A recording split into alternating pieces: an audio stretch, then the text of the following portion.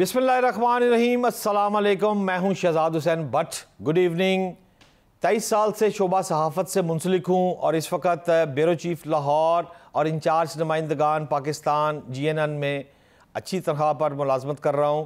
वक्त की किल्लत के बाद बहुत सी खबरें हम आप तक नहीं पहुंचा सकते थे अखबारात में, TV में, तो मैंने सोचा कि वीलॉग के ज़रिए हम आपको ताज़ा तहकीक की हुई पुख्ता खबरें जो है वो हम इंशाअल्लाह ताला आज से फ़राहम किया करेंगे मुसलसल वीलॉग के ज़रिए। तो वक्त की किल्लत के साथ साथ आप लोगों के पास भी वक्त कम होता है, लिहाजा हम जल्दी जल्दी से टाइम को नोट करते हुए ख़बरों की तरफ आए। मेरे पास इस वक्त 3 खबरें हैं, बड़ी खबरें हैं। और पहली खबर जो है मेरे पास वो है इमरान खान कप्तान। साबिक़ वज़ीर-ए-आज़म इमरान खान जो है उन्होंने 5 जलसे किए हैं अब तक। ये रवा सीरीज़ जो चल रही है, पहला पिंडी में, फिर हरीपुर में, फिर जेलम और सरगोदा के बाद अब वो गुजरात में जो है वो आज जलसा कर रहे हैं। उन्होंने कहा है कि हम 4 अहम अफराद जो है उनके नाम आज बताने जा रहे हैं, इस पर बात करते हैं। दूसरी बात, कप्तान के लिए एक सियासी शख्सियत, अस्करी शख्सियत नहीं है लेकिन एक बड़ी सियासी शख्सियत के लिए नरम गोशा रखना होगा, उनको रिलीफ देना पड़ेगा, नहीं तो फिर माफ़ी तलाफ़ी 7 दिन की आगे जो चल रही है, 7 दिन बाद फिर माफ़ी मांगना पड़ेगी, फिर तोशाखाना आ जाएगा, फॉरेन फंडिंग केस आ जाएगा और ये माफ़ियों का सिलसिला चलता रहेगा। लेकिन उनको अब थोड़ा सा जो है ना वो एक सियासी बड़ी शख्सियत को रिलीफ देना है। वो सियासी शख्सियत कौन है आगे चल के उस पर भी बात करते हैं। और तीसरी और बड़ी बात जो है, लंदन में बैठे बाऊजी जो है वो इस वक्त इंतहाई गुस्से में है। वो क्यों गुस्से में है, कौन सी ऐसी बात है जो उनको इस तरह लाल और पीला करने पर मजबूर हो गई है। वैसे तो नवाज शरीफ माशाल्लाह सफ़ेद है और लाल तो पहले ही हैं, लेकिन गुस्से के बाइस वो इस वक्त बहुत लाल हो चुके हैं। क्यों हो चुके हैं? किसी को कमरा प्राइम मिनिस्टर हाउस में कहने का बोला था, वो भी काम नहीं हुआ। दूसरी 2-3 बातें हैं, इस पर भी बात करेंगे। तो पहले हम स्टार्ट लेते हैं साबिक़ वज़ीर-ए-आज़म इमरान खान पर। इमरान खान ने अपने 4 जलसों में जो बातें की हैं वो बड़ी सख्त, तलख और साफ साफ उन्होंने अपनी पॉलिसी जारी कर दी है।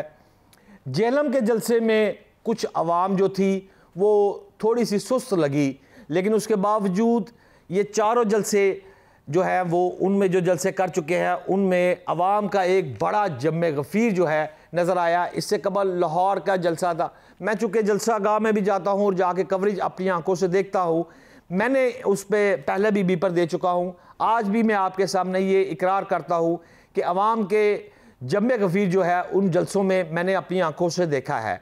एक बड़ा मॉब जो है और चार्ज मोबाइल जो है, वो चार्ज अवाम का जो गुस्सा है और वो इस अंदाज से अवाम उस वक़्त आ रही है, जोक दर जोक फैमिलीज़ जो है वो उस जलसा गाह में मौजूद होती है। ख़ास तौर पर लाहौर का जलसा जो है हॉकी स्टेडियम में हुआ था, उसमें भी मैंने, हालांकि छोटी छोटी जो कुर्सियाँ लगी हुई थी वो इतनी तादाद में थी, तकरीबन 47 से 48 हज़ार तक उसकी तादाद थी।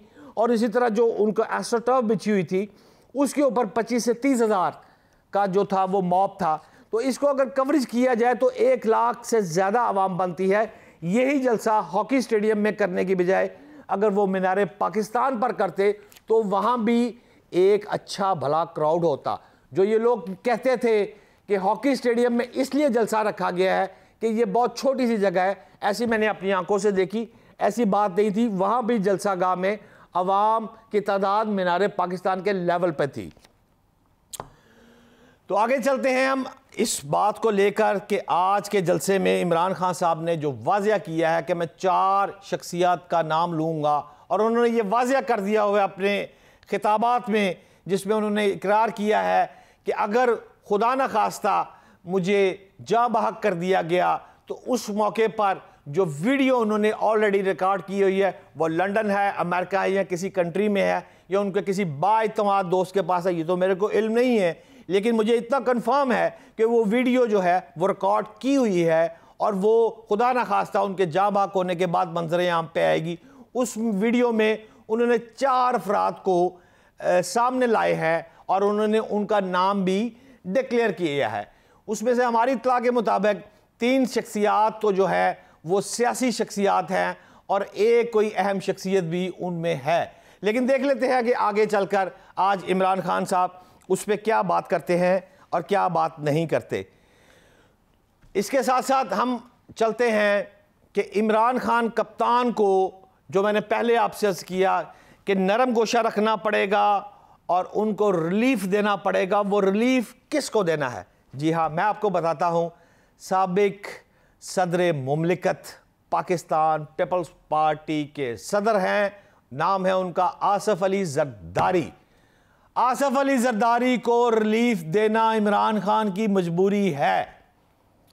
इमरान खान को या तो फिर माफिया ही चलती रहेंगी। 7 दिन का टाइम पहले भी दिया गया है, पहले भी उनको ये कहा गया था, आज भी उनको कहा गया है कि अगर आप चाहते हैं कि इस मुल्क में फौरी इलेक्शन हो और छोटे बाऊजी की हुकूमत को डिसॉल्व कर दिया जाए, तो उसमें फिर आपको एक लाडला बच्चा बनना है, आपको ज़िद्दी बच्चा नहीं बनना। ज़िद्दी बच्चे की ना घर में, ना दफ्तर में, ना ही सियासत में गुंजाइश होती है। ज़िद्दी बच्चा कहीं नहीं चलता, किसी बड़े की बात तो उसे तस्लीम करनी पड़ेगी। और इस दफ़ा जो बात है वो एक नकाती एजेंडा है जिस पर आकर बात रुकी हुई है, वरना इमरान खान का टैक्सी करता हुआ ये जो जहाज़ है ये अब फ्लाई करने को मैं समझता हूँ तैयार है। मैंने तहकीक की है, मैंने इन्वेस्टिगेशन की है और मेरे बाइतमाद ज़राए जो है वो इस बात को वाज़ह कर रहे हैं कि इमरान खान को ग्रीन सिग्नल मिल चुका है। एक नकाती एजेंडा है और वो है रिलीफ। वो उसको देना पड़ेगा, साथ लेकर चलना पड़ेगा। और पीपल्स पार्टी के सदर और साबिक सदर मुमलिकत आसिफ जरदारी के बिना वो ये अपना टैक्सी करता हुआ जहाज़ जो है वो उड़ाना उनके लिए शायद बहुत दुश्वार होगा और कठिन मामलात से उनको गुजरना होगा, जिसमें तोशाखाना और बहुत सारी चीज़ें भी है। लेकिन याद रखें, अगर उन्होंने ये रिलीफ की बात डन की तो फिर तोशाखाना जैसे केस या फॉरेन फंडिंग जैसे तमाम मामला जो है वो दरगुजर कर दिए जाएंगे। तोशाखाना के बहुत सारे मामला जो मेरी तहकीक है उसके मुताबिक उन्होंने जितने भी मामलात में से चीज़ें ली हैं, बहुत सारे पैसे तो मैं समझता हूं कि हॉस्पिटल की मद में जा चुके हैं। जी हां, मैं सोच समझ के ये बात कर रहा हूं कि बहुत सी चीज़ें तोशाखाना से सस्ते दामों खरीद कर उनको बेचा गया है और बेचने के बाद उसकी मनी की ट्रांजैक्शन जो है उन तमाम पिछली डेटों में वो हॉस्पिटल के फंड में जा चुकी है। इमरान खान की ज़ाती हवाले से अगर बात की जाए तो उसकी जेब में उन चीज़ों का 1 रुपया भी नहीं आया है। लिहाजा एक ही नकाता है, एक ही एजेंडा है, एक ही पॉइंट है जिस पर आके बात अड़ी है और वो है आसिफ अली जरदारी। अगर आसिफ अली जरदारी साहब को साथ लेकर इमरान खान चलेंगे तो अनकरीब आपको ये सूरत हाल, ये गो मगू की कैफियत, ये उलझी हुई सियासत, कभी अप कभी डाउन, ये सारी चीज़ें जो है आपको नज़र आएंगी कि ये स्मूथ होती जा रही हैं। आपको IMF से फंडिंग आना शुरू हो गई है, मामला डॉलर्स के भी रेट, सोने का भी रेट, और ऊपर से सियासत में अभी तक जो गर्मा गर्मी चल रही है उसको ख़त्म करने का एक ही खान के पास फार्मूला है और वो है हाथ मिलाना। अब देखते हैं खान हाथ मिलाते हैं या नहीं मिलाते, लेकिन हमारे ज़राए के मुताबिक खान ने कहने वालों को ये जवाब दिया था कि मैं 7 जलसों के बाद इसका जवाब दूंगा।